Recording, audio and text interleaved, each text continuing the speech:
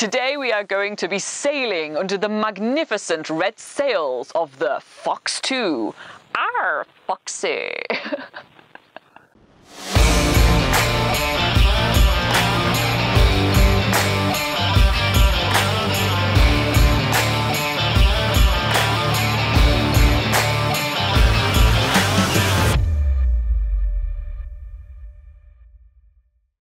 This morning we are waking up in the beautiful Banks Peninsula. It is an absolutely stunning area, and the main jewel of the area is the township of Akaroa that Laura and I are absolutely in love with.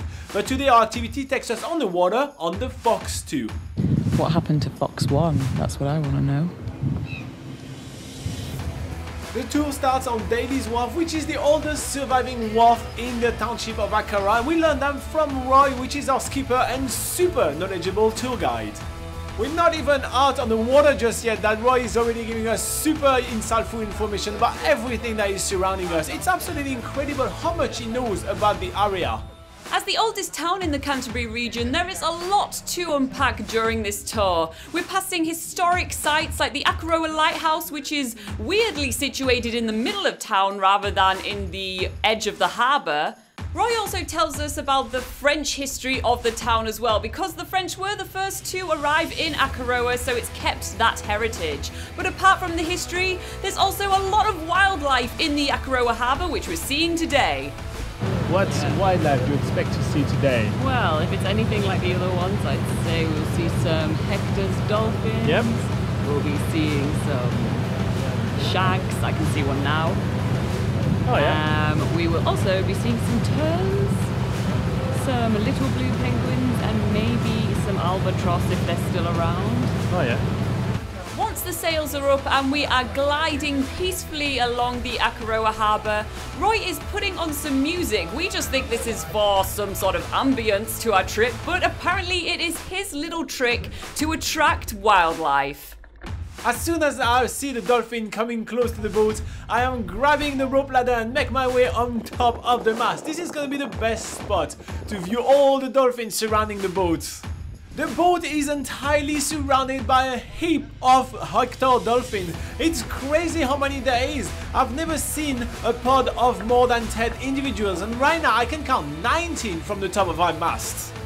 The Hector dolphins are endemic to New Zealand, and they are actually the world's smallest dolphin. So in my book they are the world's cutest dolphin, because what's small is cute, right? They are actually a very endangered species with only less than 7,000 individuals in the wild. The Hector dolphin are facing multiple threats which are taking it to the brink of extinction, sadly, but they are found only around the south end of New Zealand, so it's much easier to protect them as they are concentrated into such a small area. On the north island there is a subspecies of the Hector dolphin called the Maori Dolphin, and they are even rarer, with only 55 individuals left in the wild. Those Hector dolphins are super playful around the boat, and this is because the bow of this massive sailing boat is extremely different than most of the motor boats which are running around the Banks Peninsula. So it makes it for a much more interesting boat to them, and so they are much more attracted to it. It's really fun to see them weave in and out the bow. And it's also really cool to see them so close to us. We are literally within about a meter from them, and from that distance we can actually notice how small they are. The Hector dolphins are actually very small dolphins. They only reach 1.4 meter at a maximum. Also from this distance we can see the features that make the Hector dolphins a bit different from other species of dolphins in New Zealand. For instance, they have a round dorsal fin as well as black markings on their fins, tails and faces. After at least 30 minutes of the dolphins hanging around, they sadly decide to swim away, leaving us to do the rest of our sailing tour around the Akaroa Harbour. We're getting much closer to the coastal cliffs of the harbour, which have been formed by various volcanic eruptions over the years, and you can tell this with each layer we can see into the coastal cliff. These cliffs are also home to various other wildlife, as we see seal pups and shag colonies as well. Another thing we can't help but notice is just how blue the water is around here, and that's because all the sediment taken from glaciers in the Southern Alps has been washed into the ocean around the area of Akaroa. And while slowly sailing on these beautiful turquoise waters, we spot some more tiny wildlife, which are the little blue penguins. These are the smallest species of penguins in the world.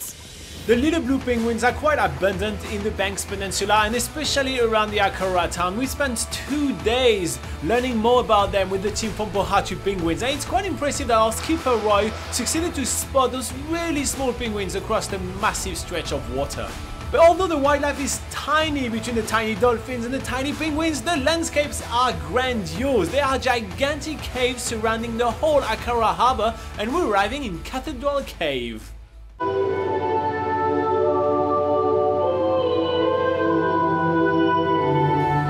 The reverberation of the music played by Roy make it all sound like a real cathedral. It's really awesome. On our way back toward the Akaroa Harbour, we are served a little bit of tea and a bit of a snack just to help us warm up, because despite the fact that it's a beautiful day on the Banks Peninsula, it has been a little bit chilly because there is a lot of wind. So this refreshment is very much welcome at the end of our tour. Camera.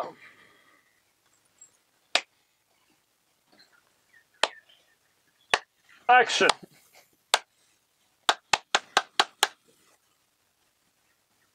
Action! Action! Action! Action! Action! Action! You spent far too long indoors today.